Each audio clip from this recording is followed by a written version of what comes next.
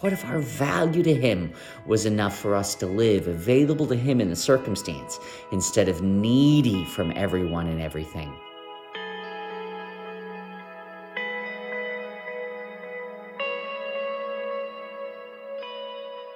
Good morning, Saints. I was speaking with the group last night, doing a 4-week course with a church in the Hill Country in Texas here, and uh, this amazing idea came up in our conversation. In Matthew 6, Jesus says that you shouldn't be anxious for anything, what you'll eat or what you'll wear, your body, food. Life is more than those things. And he says, because your Father knows that you need them. Are you, and he compares us to sparrows and blades of grass. Are you not worth more to your Father than the sparrows whom he takes care of and the grass that he clothes? Now get this, he's your Father, but he feeds the sparrows. He's your Father, but he clothes the grass. In other words, your relationship with him is of much greater value because he's your Father than the sparrows are to him or the grass is to him. And so I never noticed this. Watch what Jesus is doing. He's saying that if you knew how valuable you were to God, you wouldn't be anxious for the things that only God can provide. Isn't that interesting?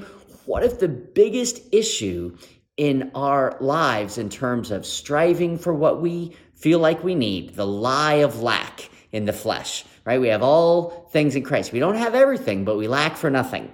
So we have everything that we need for life and godliness in the person of Jesus Christ, but we live from this lie of lack or this fear of lack. What if all of our anxiety, what if all of our striving, what if all of our flesh patterns, what if all of our carnality and worldliness and coping mechanisms, what if all of the junk of our soulical experience, I don't mean our external circumstances, I mean our internal turmoil and choices.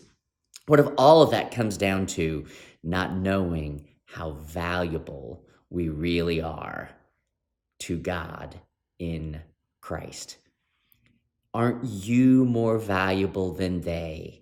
All of these things your Father knows you need. And the pagans who don't know God at all run after these things. But you, knowing how your Father values you, you don't have to live out of the lie of lack. You can live instead out of fullness in Christ.